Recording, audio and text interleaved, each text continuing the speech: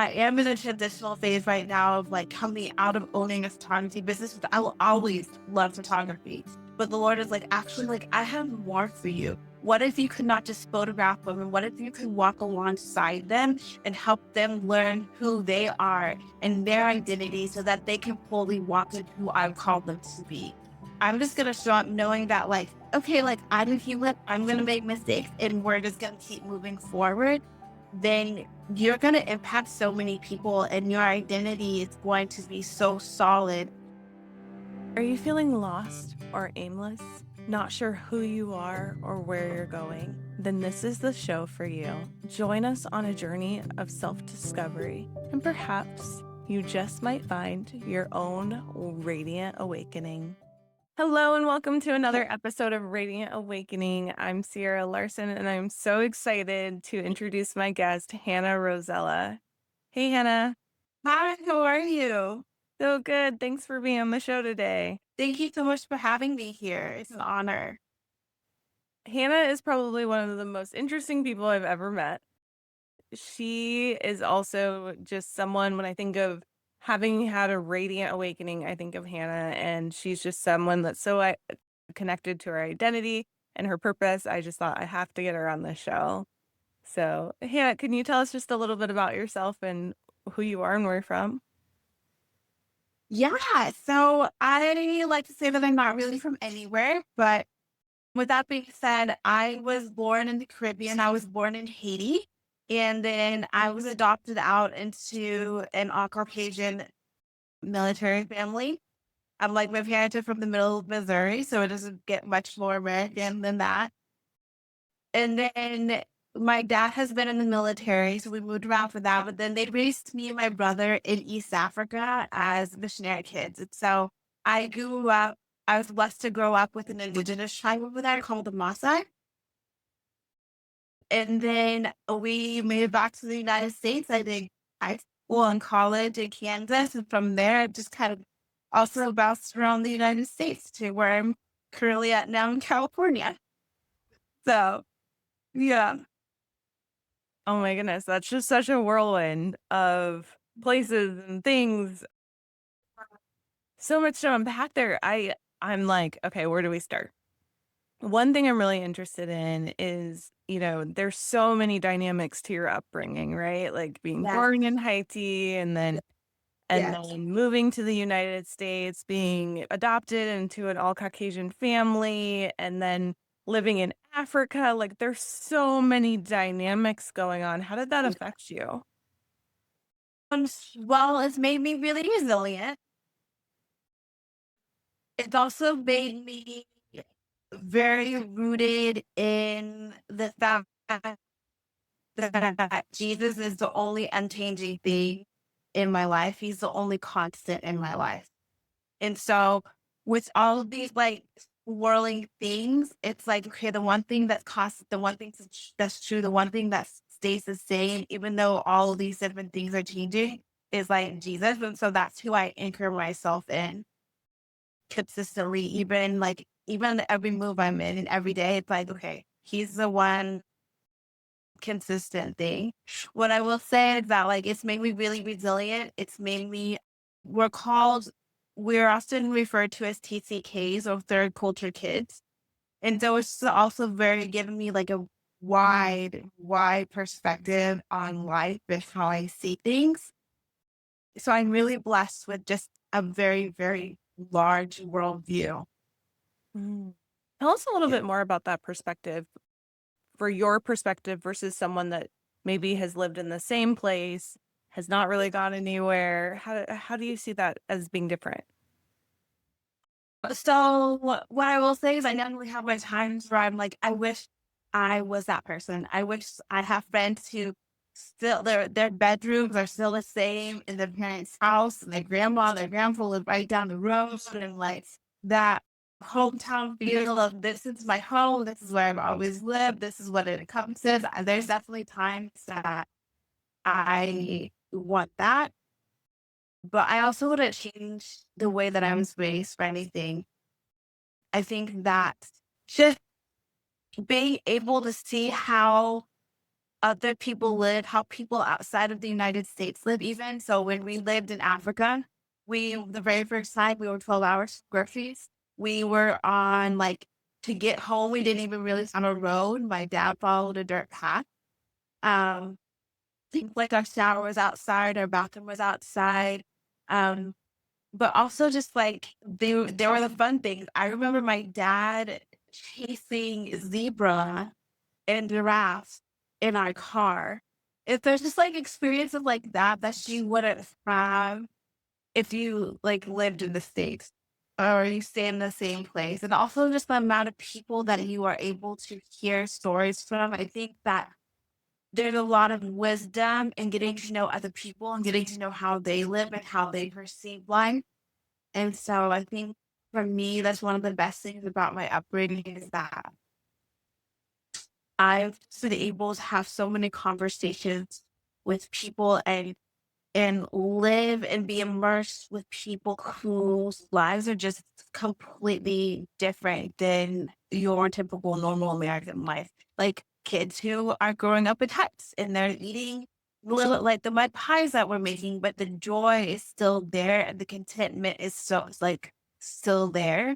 And so I always look back at that and like, wow, like I'm blessed beyond measure compared to the kids that I grew up with. And even we want to like talk about female oppression and things like that here in the States, and that's a very real thing. But my best friend was married 13 for like certain number of cattle. So it's like everything is like put in perspective on it's I think it's just given me a very interesting perspective about like what we as Americans might there are very real issues here in America. But there's also like very real issues around the world that often like will put things into perspective as well. Absolutely. Um, has there ever been a time in your life where you felt like you were wandering or felt like you didn't know who you were? Sure that I don't think so. I like my initial thought is to be like, yes, there are, because I think that everybody has. What I will say is I started people probably call it identity crisis. Mine was like 21, 22, but it wasn't like exponential. I think it was my first real immersion. This is gonna sound really, it's my first real immersion with Black people. And so it really started to make me like just look at a different side of life that I hadn't ever really seen or been immersed. So that made me start to question like, oh, like the thing that they were saying about me does not make that am I still worthy even though I'm not who they think I should be or act how they think I should act? So I did have that was happened when I was like 21, 22. So yeah. That is such a real thing. That is such a real thing. And I will say, I grew up in a suburb, like, Yeah. of Chicago in a very wealthy area. There were other Black people there, I wasn't the only one, but I definitely grew up around people speaking the way that I speak and doing things in a culture that a suburban culture. And so when I left that and having a very similar, I feel like similar experience leaving that and being around people from different aspects of Black culture, that, Yeah. there you get some pushback. You get, "So why do you talk like that? Why are you acting that way? What are your Yeah. mannerisms like?" You know? And it's funny, I heard someone say, I think it was, Yaya on a reel, she said when people ask her why she, like, quote, unquote, "talks white," or, like, that's what she said. She says, "Well, I'm speaking English, and English isn't our native tongue if you think about it. It's not our historical native tongue. Yeah. I'm speaking Yeah. American English in an American English accent." And I was like, "Oh, man, I wish I had that Yeah. growing up." I was like, "Oh, that hit deep," because It is like you go to France and you learn French, you learn the French accent, you learn the French dialect, and that's how you speak. And so we're living here having this American experience. We're gonna have an American accent. We're gonna have, if you grew up in the suburbs, you're gonna have a suburban accent because that's where you live. And so I love that you bring that up because I feel like I've heard a lot of Black women, Black people who have grown up in predominantly white areas that have gotten pushback from Black communities about the way that they speak, the way that they dress, and how they carry themselves as kind of being othered in that way. And so I love that you bring that up. What really helped you in that situation when you had that? Because I'm sure that was really a lot different for you being raised by two Caucasian parents as well. Yeah. I think that I think that the way that my parents raised me, which was not to put my identity in my skin color, like really helped me. That it's like, okay, like I never knew that I didn't talk Black. I never knew that I didn't dress Black. I never knew that I didn't. I just did what I was taught. And so I think to know, like, being raised that, like, my identity is not being Black or white. Like, trust me, I knew I was Black. Obviously, my parents are white. And growing up in Africa, my parents were actually the odd ones out. They were they were the white folks. They were the ones who, like, the Black people would come up and touch their hair or like touch their skin and be like, "You're so pale." Like they were the odd ones out. But they don't like they also had a taste of what I had. It's just flip flopped. And so I think that what I think that helped with also them raising me, like, it doesn't matter what your skin color is. Like it doesn't matter the differences. This is who you are, and you talking white doesn't make you less of a Black person. You dressing like this doesn't make you less of a Black person. You doing your hair like this doesn't make you less of a Black person because our identity is not in our culture. It's not in our skin color. It's not even in like being women or men or EO or like it's like sometimes I wonder what would you say about yourself if you didn't have the questions to ask of like, what do you do for a job? Where do you live? Like all those typical who, what, where, when, why questions that we ask when we get to know a person. It's like, what would you say about yourself if those questions were no longer on the table? And that's things that you find your identity in, like, oh, like I'm a child of God. Oh, I love bubbles.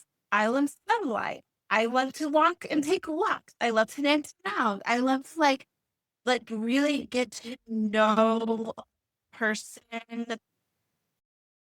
But so often we put our identity in things that are superficial, like what is your job status? Like what do you do? Where do you live at? Like, things like that. And I think that if we took the focus off of like those things, focused in on what made a person actually a person, that changes things. Absolutely.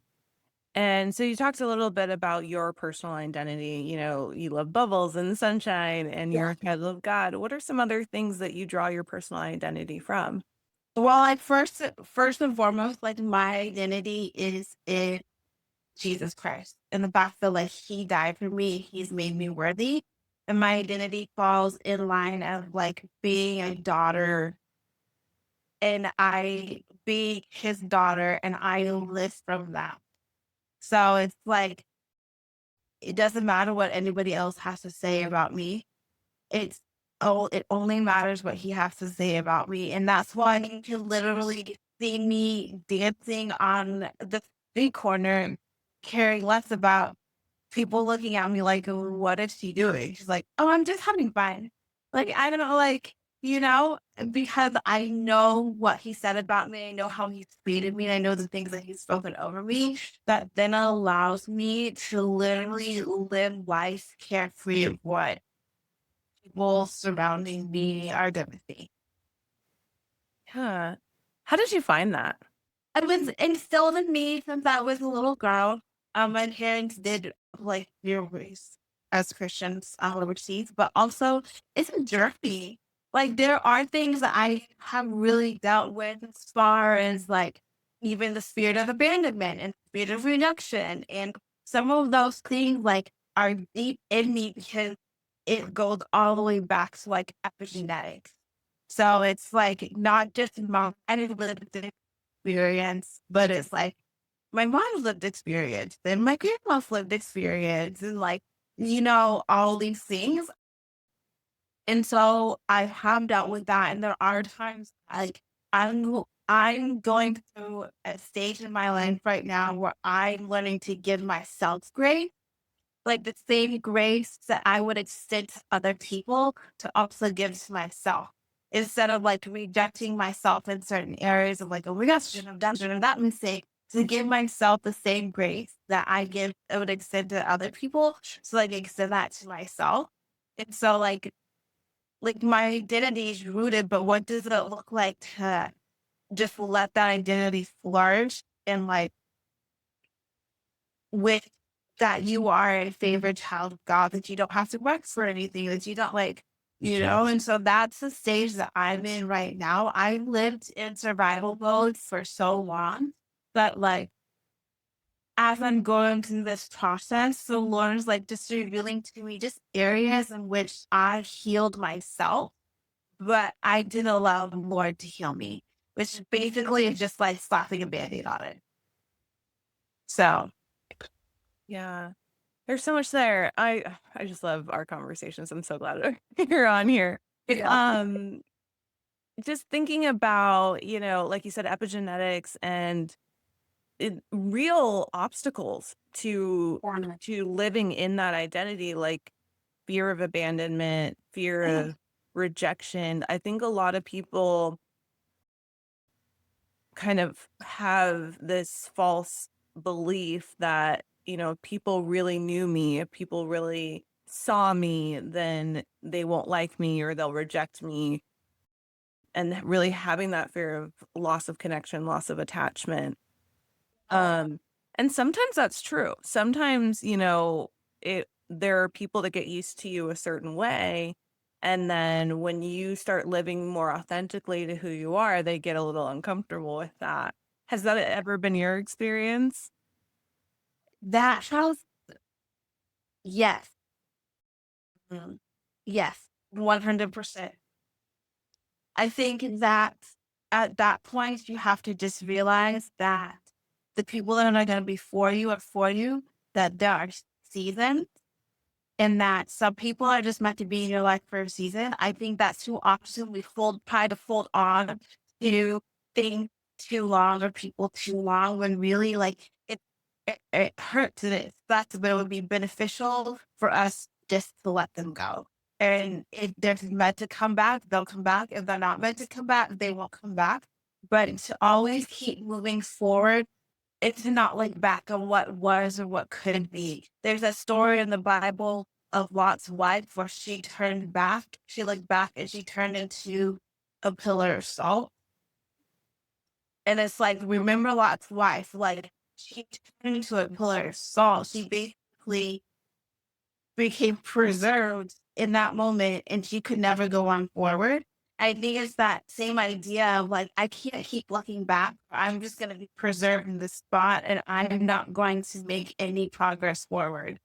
So it's like, it's hard to leave the past in the past sometimes. It's hard when you have those friendships and those relationships that you thought were going to carry on into the future. But you also have to realize that as you let go of things and make room, there's some things that cannot come into your life. There's some goodness, some favor, some everything that cannot come into your life because your life is full of things that aren't supposed to be there. So like it's just like knowing that every time you let someone go, every time you let a place go, let every time like whatever, you're actually making room for new and better things to come into your life and to walk alongside you with that. Absolutely. It is hard. It's hard, but it's so worth it. It's so worth it. Yeah. Um, so you're able to find and be really, it sounds like rooted and grounded in your identity. once you got to that place of that like authentic self, did you find that you were able to live in and find a purpose and live in that purpose? Or what was that experience for you, if so? And if not, like, is that something that you feel like you're still looking for? Um, so yes and no. My purpose will first foremost will always be Jesus Christ. And so I have that foundational root as a purpose. What I will say about what that looks like to live out who you're supposed to be and what you're supposed to do looks different. I am in a season right now where I'm being transitioned into what the Lord actually wants me to walk in and what He's called me to walk in, which I like had started to pick up about what are we 2027, about 6 years ago when I started to handle Black ladies. But it's this idea like for so long, I actually picked up an identity that wasn't mine. And it looked like I was diagnosed with severe narcolepsy and severe cataplexy when I was 15. And so much of my life wrapped around that being sick, and my identity was like that I would like was sick, that I would never be able to do this, I would never be able to do this, and I'd have to be careful of this. And I never knew when I could walk and when I couldn't walk and when I'd be awake and when I couldn't be awake. And so also from that, I took doing photography, and I love photography and it's a passion of mine. But and I found identity and solace in that. And 3 years ago now, the Lord was like, okay, like I know I need to do photography, but He miraculously healed me in 2021. I started Tamil Black Ladies that same year. And from there, He started to show me glimpses of like, okay, you picked this up as a coping mechanism, as something that you thought you had to do to take care of yourself. When actually, which I picked up out of fear. But like, if you remove all of that, this is actually what you're supposed to be walking. You're actually supposed to be walking in a boldness and helping women find their boldness and helping women know that like they can walk boldly in what the Lord has called them to do. And so he's like transitioning me into this is actually what I created you to do before the foundations of the world. But Satan comes in to try to kill, steal, and destroy and devour that. And through illness and sickness and fear, and like I allowed him to like do that. But I am in a transitional phase right now of like coming out of owning a photography business. But I will always love photography and I'll always love photographing women. But the Lord is like, actually, like, I have more for you. What if you could not just photograph women? What if you could walk alongside them and help them learn who they are and their identity so that they can fully walk in who I've called them to be? And so it's like, he's been showing me glimpses, but now I'm like, okay, like now it's time. Now it's Yeah, so. totally. I love in your story how you're talking about, sometimes you get the vision, but it's not like tomorrow, right? Like you're like, oh, I know I'm gonna do this thing, or I'm gonna be great, or I'm gonna, serve God, I'm gonna do all these things. And you see the vision and you have the vision, but then he takes you on this journey. I think of Joseph, where he has Yes. this dream and he goes to his brothers and he's like, hey, I'm gonna be this ruler.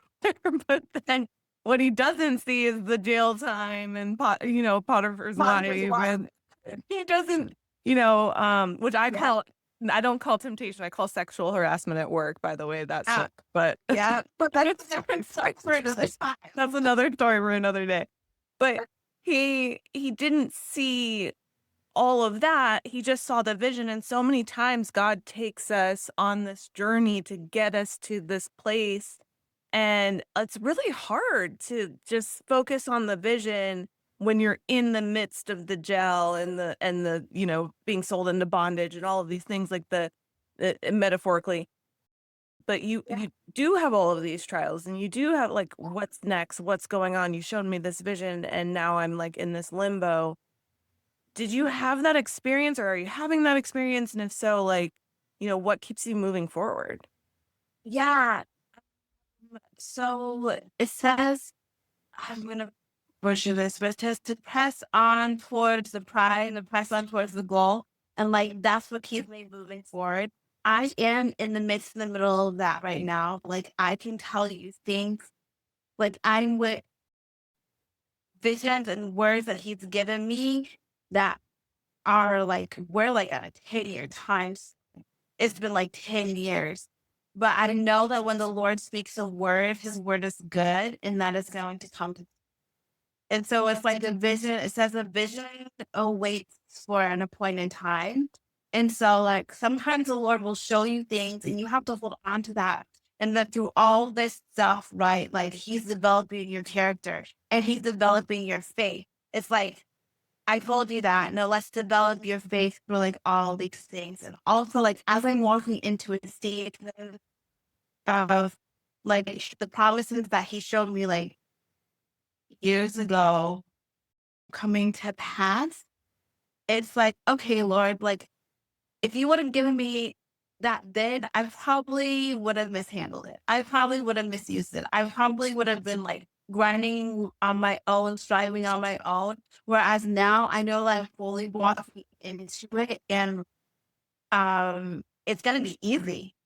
Like what he's handing me is gonna be easy because I've already taken ground and I've already taken territory. Like it's always like you've taken all these steps, which is gonna make the final step that much easier versus if you would have just given it to me right there. You know, like when I lived in Tampa for the first couple of years, I was in an amazing church. I lived right off the water. I drove a really nice car and the Lord was giving like blessing my business. I had a studio, like all these things.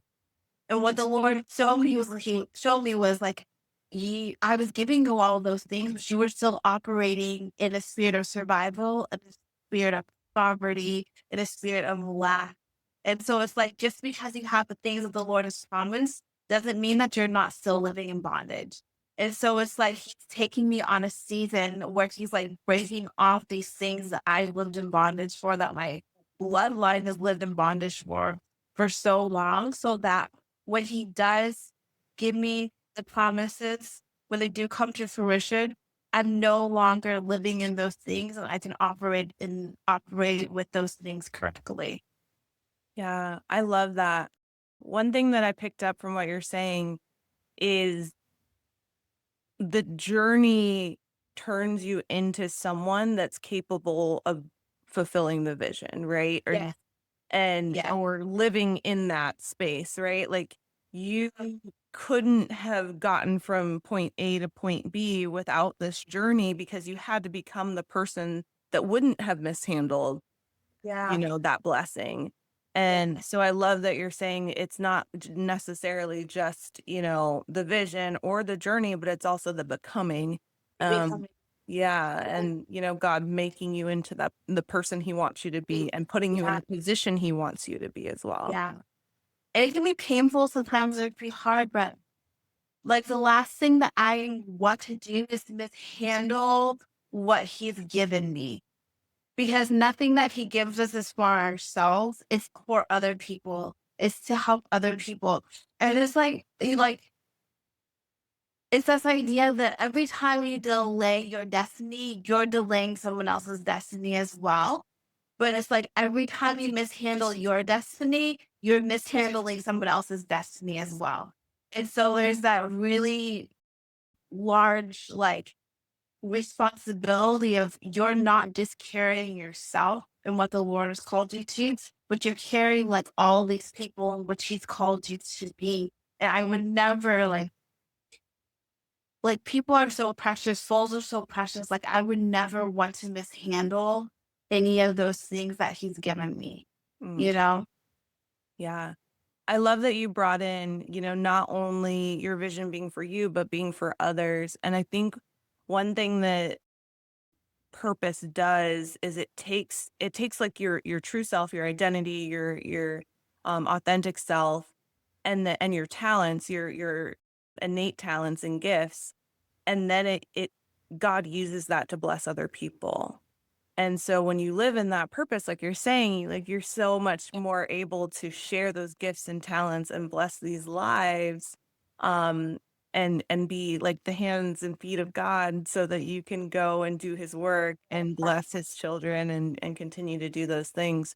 So I love that, like you're saying, like it's not your blessings and your vision isn't just for you, but it's for other people so that they can, you know, you're kind of like an angel in their life so that they can continue on and do the things that they're supposed to do. So I love that. Yeah. It's very like, I think that, I think there's a misconception that you have to be all the way healed or you have to be all the way like, um, to impact people. And you have to, and I think there's a misconception that like you even have to fully know who you are. I remember like, I remember so many times where I showed up for TBL and I was broken or something had just gone wrong. And like it was like those times that when we were like, oh my gosh, like you're just impacting me so much. And I'm like, do you know like what I'm struggling? So I think it's like one of this idea too that like I think if you I think if you live fully in that identity of who you are in that moment, whether it's who you're supposed to be or who it's not, we're always still becoming. So I think if you fully show up for your identity and who you are in that moment, you will always leave an impact, knowing that we are never perfect, that we're constantly, would always will be going from glory to glory to glory, that we serve a God that is a corpse correcting God. We serve a God that is teaching us and showing us. And it's like you can still make an impact with people in the messy middle. You can still make an impact with the people when your story is like, you feel like crazy and not put together. And so I think when you know, when you're rooted in your identity, even if your identity is at the moment not correct, it still allows you to show up in a way, like it still allows you to show up in a way that is going to impact people. I can think of multiple evil people who showed up fully in that identity, even though it was not right, and they impacted so much. So it's this idea that, like, if you come confidently to the table as who you are or who you think you are, and allow the process just to refine you and to keep making you better, you're always showing up fully knowing that, like, I'm just not going to care what people think at this moment. I'm just going to show up knowing that, like, okay, like, I'm human, I'm going to make mistakes, and we're just going to keep moving forward. Then you're going to impact so many people, and your identity is going to be so solid and it's just gonna grow from there and it's gonna change. It's like I think there's a study out that said like people switch jobs like every 20 years or something like that. Like it's a new career, like a new life, like every 20 years, right? So there will always be things that are changing in your life. But if you still know, like, this is who I'm showing up as today, even though all these things are swirling, that's going to be powerful for like you and for the people around you. And it's going to give you like a boldness to embolden the people around you. Yeah. I see what you're saying. So it's like not like you have to wait till you're like in your final form. You like Exactly. you just show up authentically right here, right Yeah. now with who you are and trust that, you know, you're gonna be around the people that need you in that moment.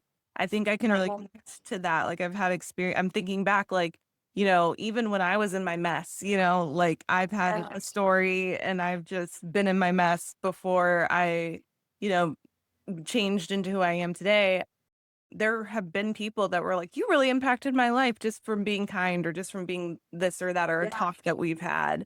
And I'm like, "Really?" And they're like, "Yeah, you did." And but I would have thought, well, looked back at myself at the time and been like, I was a mess. I can't believe I I'm, was, you know, I was just a yeah. mess. So I love how Yeah. I was saying it. You don't have to be, and you're never complete. You're never wholly, you know, the person that you're gonna be, you know, you're always growing and grace to grace. But but even right now, you can still turn out and serve and talk to someone and impact people and do good even if you're in the mess. I love that. I love that. I think that's something we crave as humans is authenticity, authenticity. And I think that we've gotten into a world where like things are very stoic, things are like non-authentic. People actually care for you. Like you even look at like, okay, this is so silly. But you look at the way that lights used to be made, right? Lights used to be made for longevity, and now they're literally made to burn out within like a couple of months. And it's just this like, or even cars. You look at like the 1992 Toyota that has like 400,000 miles on it and it's still going. And then you look at like a 2015 Toyota that's like breaking, right? Like we've just started to live in a world that's very inauthentic and very selfish driven.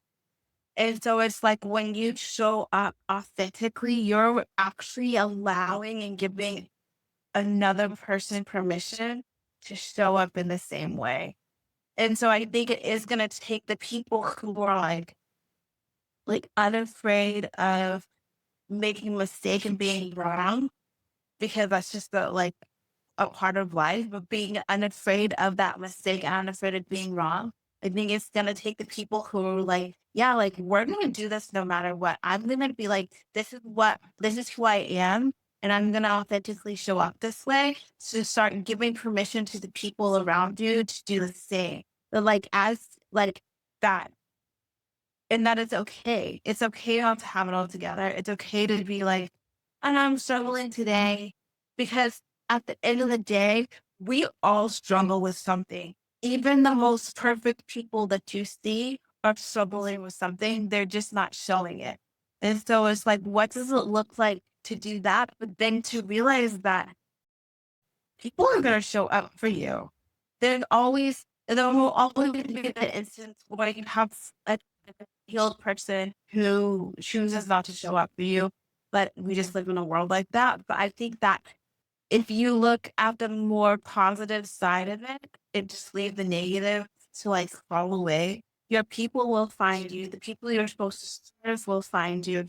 You will be so much more happy and content, being carefree about the world around you and being, this is who I am. This is the line that I'm walking. You can walk with me or you can choose not to walk with me. But this is the way that I'm going. And while you are doing that, you'll find the people that are walking in your direction or walking with you or running in your same direction. And you're going to look over and you're going to be like, oh, hi, like you're both. And then it's also going to allow people who are like doing this to see that you can walk in a straight line and it's okay. And then they'll start to stop doing this, like stop waving back and forth and start to walk in a straight line too. So you always allow, like, as you show up authentically, you also allow other people to show up authentically that they can do it. Wow, absolutely. Man, this episode has just been absolutely incredible, full of light, full of joy, and so enlightening. Is there anything else on your mind or on your heart that you want listeners and viewers to know? Um, I think first and foremost, like your identity and your purpose needs to be rooted in Jesus Christ. I think before you can fully even like know who you are, like you have to know who you are as a daughter of God or as a son of God, but also like don't take life too seriously. Don't take it too seriously. Like that's the one thing that I tell people. Like the boldness of your identity and who you are, wear the pink hair, wear the blue shoes, like whatever it is, like and show up boldly, cast fear aside. I always say like if it scares you, you should probably do it, right? if you don't like something about yourself, that's the thing that you should accept anyway. I used to hate my lips. And now you see me wearing the boldest lip gloss and things like that. Cause I was like, you know what? If I hate them, I'm just gonna, we might as well like just make them like shine, love them. Just like whatever it is that if it scares you to do, if you're scared to be seen, because that's a very real thing too. Start showing up on social media. Start showing up like wearing that bold pink dress. I have been in a season where I'm like wearing pink and I will walk into a room full of people who are wearing beige, blue, and like black. But it's like do that thing that scares you, even if you know it's gonna set you apart, do it. Because you're worth like you are so worthy that you are worth showing for yourself 100% how you want to show up for yourself and letting every other fear like fall to the wayside. So that's what I would say. Absolutely. Thank you so much. Where can listeners and viewers find you and connect with you? Yeah, so I'm on social media. I Instagram specifically. I'm on TikTok too, but like I'm not really. But either one is gonna be the same handle. It's gonna be Hannah Rosela. Awesome. Thank you so much, Hannah. Yeah, And thank you so much. thank you everyone for listening and watching today. If this helped you or inspired you in any way, go ahead and click like and share and subscribe and just put more light out into the world so that more people can show up authentically.